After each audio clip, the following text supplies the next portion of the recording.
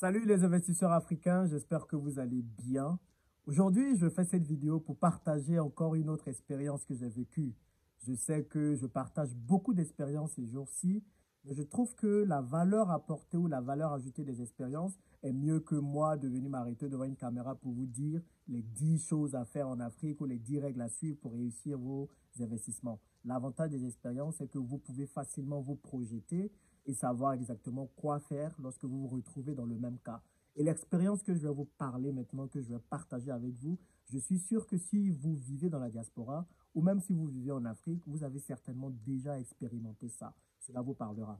Je sais d'un autre côté que les gens sont habitués à des vidéos carrées, bien faites, avec pas mal d'animations, comme j'avais l'habitude de le faire auparavant. Je suis désolé, je n'ai pas trop le temps ces derniers temps de faire ce genre de vidéos, mais je veux quand même garder une relation avec vous et vous parler. Donc, je prends juste mon téléphone, je le mets et je vous parle librement et de façon spontanée. Je pense que les vidéos spontanées sont les meilleures pour moi. On dit clairement ce qu'on pense et on n'a pas le temps d'être carré, d'être scolaire et tout ce qui va avec. Donc, dites-moi ce que vous en pensez de ce genre de vidéos. Et dites-moi surtout si l'audio est bien, parce que souvent avec le téléphone, c'est l'audio qui n'est pas bien et qui fait qu'on n'écoute pas. D'un autre côté, je fais aussi ce genre de vidéo pour dire à tous ceux qui veulent se lancer sur YouTube que le matériel que vous utilisez ne compte pas beaucoup dans le début. Ce que les gens veulent voir, c'est ce que vous avez à dire. C'est votre message. C'est l'expérience que vous avez à partager. Donc, si toi, tu veux te lancer sur YouTube depuis plusieurs années, plusieurs mois, et tu attends d'avoir la dernière caméra sur le marché ou le dernier microphone qui existe, alors tu ne vas jamais te lancer. Lance-toi avec ce que tu as déjà et ensuite tu verras que lorsque les gens vont être intéressés, tu pourras tout doucement upgrader, c'est-à-dire tu pourras avoir un meilleur microphone, une meilleure caméra et ainsi de suite pour pouvoir améliorer tes vidéos. Mais commence déjà avec ce que tu as. Bon, là n'était pas le sujet, c'est une parenthèse que je voulais faire. La situation, c'est celle-ci. Dans l'immeuble dans lequel je vis, il y a un jeune Ivoirien qui vit dedans comme par hasard. Et ce jeune Ivoirien, de temps en temps, il vient parfois pour les travaux, il est peintre, et il vient parfois pour les travaux. Donc moi, je le sollicite pas mal dedans pour les travaux. Moi, pour moi, c'est clair, s'il y a un Africain qui fait des choses, je préfère prendre cet Africain pour faire ces choses-là que de prendre d'autres personnes. Donc d'habitude, quand je le rencontre dans l'immeuble, il est plutôt jovial, il est plutôt content, voilà, on parle bien. Et hier, il était plutôt triste, hier, il était inquiet. Et quand je suis allé le voir pour lui pour causer avec lui, pour lui demander qu'est-ce qui se passait, il me disait que ça n'allait pas, qu'il est dans des problèmes. Je lui demande quel est le problème. Je vais vous expliquer ce problème-là. Dites-moi dans les commentaires ce que vous pensez de ce problème. Dites-moi si la solution ou la proposition que je lui ai faite est normale ou pas. Je veux avoir votre avis. Donc, la solution ou le problème, c'était le suivant. Il a une de ses tantes qui vit en Côte d'Ivoire, qu'il a appelée hier pour lui dire que ses enfants à elle ne peuvent pas aller à l'école cette année parce qu'elle n'a pas de situation financière stable, donc elle ne peut pas payer la scolarité de ses enfants. Elle a 4 enfants qu'elle a mis chacun dans des écoles privées. Elle a le premier garçon qui est à l'université. Elle doit payer une scolarité, une université privée, elle doit payer une scolarité de 500 000 francs CFA. Elle a un deuxième enfant qui se trouve au lycée.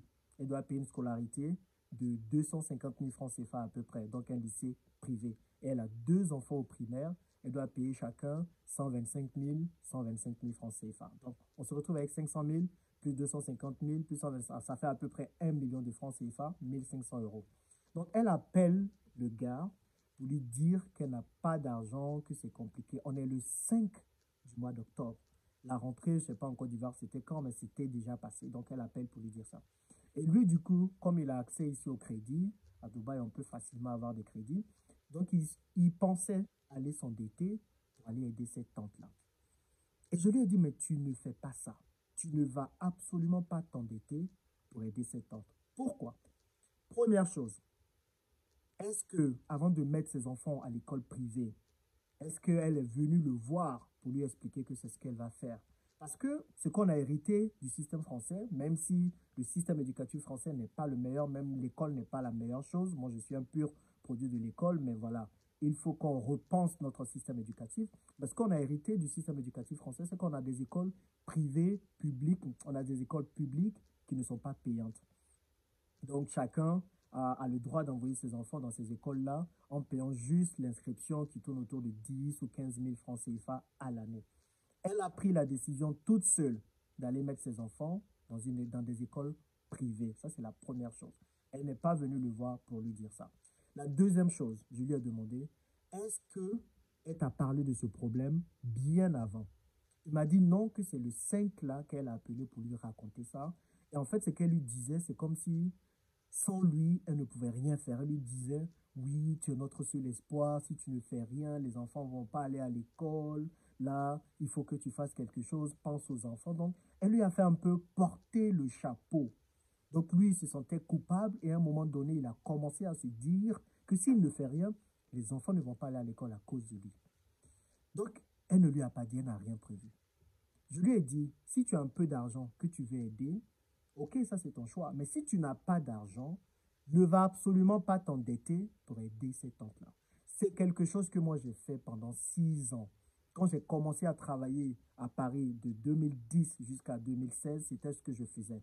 Je prenais les imprévus des gens comme des fardeaux pour moi. Mais à un moment donné, j'ai compris que ça ne marchait pas. Il y aura toujours des imprévus. Il y aura toujours des gens qui viendront vous expliquer des problèmes qui ne sont pas prévus. Donc, ne portez pas ce chapeau sur vous. La tante ne lui a pas dit avant d'aller mettre ses enfants dans des écoles privées. Pourquoi elle ne les met pas dans des écoles publiques? Nous tous, on a fait des écoles publiques. Est-ce qu'on est mort? On n'est pas mort. On s'est battu pour nous en sortir. Donc, si tu mets tes enfants dans les écoles privées, c'est que tu as les moyens de ta politique. Mais tu ne vas pas être ambitieux pour tes enfants en comptant sur la poche de quelqu'un d'autre. Ça, ce n'est pas normal. Donc, moi, je dis, hein, à problème imprévu, solution impossible. Tu viens me voir avec des problèmes que je n'ai pas prévus, des problèmes que toi-même, tu n'as pas prévus. Tant que ce n'est pas une question de vie ou de mort ou de quelqu'un qui est malade, je ne réagis pas. Et c'est la décision que moi, j'ai prise en 2016. Parce que si vous voulez investir, il faut comprendre que vous avez besoin d'épargner. Et votre épargne, ce n'est pas pour régler les problèmes des autres. Votre épargne, ce n'est pas pour régler les problèmes des autres. Donc, vous avez besoin d'être intransigeant avec les autres. Et je lui ai dit, tu ne fais rien. Tu ne fais rien, tu appelles cette tante, tu lui dis qu'elle fasse en sorte de mettre ses enfants au public, pour cette année au moins. Je sais que pour l'enfant qui est à l'université, ça va être compliqué, mais qu'est-ce qu'elle veut faire? Ou qu'est-ce que tu peux faire? Et c'est pareil, si vous voulez réussir dans vos investissements, vous êtes obligé à un certain moment de dire à la famille d'attendre. Moi, c'est exactement le pas que j'ai fait. Parce que j'échouais beaucoup dans mes investissements en Afrique. Après, j'avais une gestion calamiteuse aussi de mes finances. Donc, tout ça, ça allait avec. Je m'endettais pour aider des gens. Parfois, on vient me voir avec des problèmes. Je me sens comme responsable. Il faut que j'agisse. Donc, je vais prendre des prêts à la consommation. J'envoie aux gens. Alors que moi-même, quand j'ai mon problème, personne ne vient m'aider. Personne ne vient m'aider. Donc, ce que vous allez faire, si vous voulez vraiment réussir, vous êtes obligé d'être pingre. Oui, vous êtes obligé d'être pingre. Vous êtes obligé de penser d'abord à vous. Donc, ce que vous faites, que moi j'ai fait il y a quelques années, vous appelez la famille tout de suite et vous dites à la famille, pour les 12 prochains mois ou pour l'année prochaine, je ne serai pas en mesure de vous aider. Pour cette année-là, les imprévus, je ne vais pas gérer. Si vous avez des plans, dites-le moi 2 mois à l'avance. Et moi, c'est ma stratégie. Tu ne me dis pas 2 mois à l'avance des probables dépenses que tu auras pour que je puisse t'aider, je ne t'aide pas. Parce que j'ai mes problèmes, j'ai mes enfants à scolariser, j'ai mes propres problèmes. Donc, je ne peux pas gérer les imprévus des gens. Et parfois, quand on vit dans la diaspora, on se dit que nous sommes indispensables, que sans nous, ces personnes ne peuvent pas vivre. Oh non, non, non, non, croyez-moi, ces personnes peuvent vivre sans nous. Il y a des personnes que moi j'aidais quand j'étais à Paris, j'aidais tous les mois, j'envoyais un peu d'argent pour qu'elles puissent s'en sortir.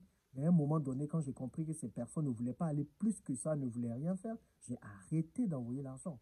Et je pensais avant que si j'arrêtais d'envoyer cet argent, les personnes allaient mourir. Mais dites-moi, elles sont toujours vivantes.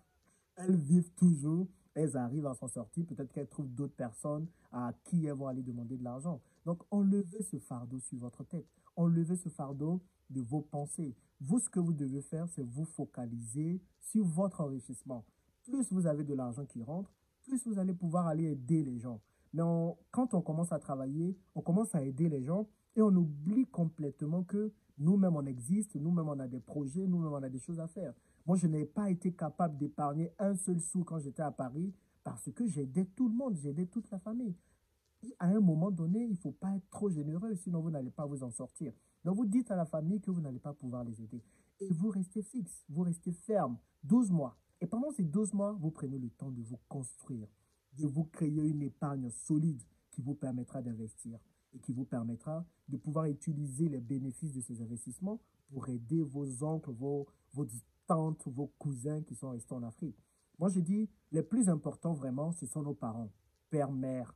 C'est eux, ils ont beaucoup travaillé pour nous, ils se sont sacrifiés pour nous. Donc, dans vos plans par mois, pensez d'abord à eux quand il faut envoyer de l'argent. Mais les frères, les cousins, oui, les frères, les sœurs qui ont deux bras et deux mains comme vous peuvent se débrouiller.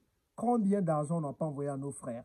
Et parce que nos frères se disent qu'on ramasse l'argent en Afrique et en Europe ou en Occident, donc ils vont toujours se permettre de vous raconter des problèmes. Et ce n'est pas de la faute toujours de ceux qui sont en Afrique, parce que je sais que il y a certaines personnes de la diaspora qui vont en faire croire en Afrique qu'on ramasse l'argent, que l'argent là, quand tu sors, il y a des arbres sur lesquels il y a de l'argent. Vu comment ils vont travailler, quand ils vont dans les boîtes de nuit, faire le travaillement, c'est le fait de jeter de l'argent sur des gens, des DJ qui chantent pour vous, vu comment ils vont montrer toutes les dernières marques qu'ils ont achetées alors qu'ils ont travaillé pendant des années pour le faire. Mais ce n'est pas le cas de tout le monde. Donc, il faut être franc comme ça avec vos parents, leur dire clairement que vous ne pouvez pas gérer les imprévus. Et il faut vraiment avoir votre conscience tranquille. Ne vous sentez pas coupable de ne pas pouvoir aider. Vous ne pouvez pas aider, vous n'avez pas prévu. Si vous ne pouvez pas aider, vous ne pouvez pas aider. Mais ne faites plus cette erreur que moi je faisais énormément avant, c'est-à-dire aller vous endetter pour aider des gens qui ont mal prévu leur vie ou qui ont mal prévu leurs dépenses. Non, ce n'est pas votre travail. Votre travail, c'est de faire en sorte d'assainir vos finances, d'investir davantage votre argent et ensuite vous prenez les bénéfices de ces investissements pour aider les gens. Comme ça, c'est de l'argent qui rentre toujours. Mais si vous prenez dans votre salaire que vous avez pour aider des gens, mais je vous assure, ça ne va jamais finir. Du coup, vous allez être dans un cercle vicieux. Vous allez vous dire qu'il faut toujours travailler, toujours pour aider les gens. Et finalement, vous finissez par être le mouton dans cette histoire parce que c'est vous qui travaillez pour aider toute la famille, pour aider tout le village. Croyez-moi, les gens peuvent vivre sans vous. Donc, je sais que parfois, ça nous fait plaisir de se dire qu'on est indispensable, que sans nous, les gens ne pourront pas vivre. Si, ils pourront vivre sans vous. Donc, dites-leur ça. Pendant un an, vous avez besoin de vous construire. Et après, ils peuvent venir et vous présenter des problèmes 2 mois à l'avance et vous allez voir comment vous allez les aider. Je sais, certains me disent que c'est dur. Même le jeune me disait, mais c'est dur ça. Vous êtes dur, monsieur. Je dis, à un moment donné, il faut être dur si vous voulez vous en sortir. Dites-moi ce que vous en pensez dans les commentaires.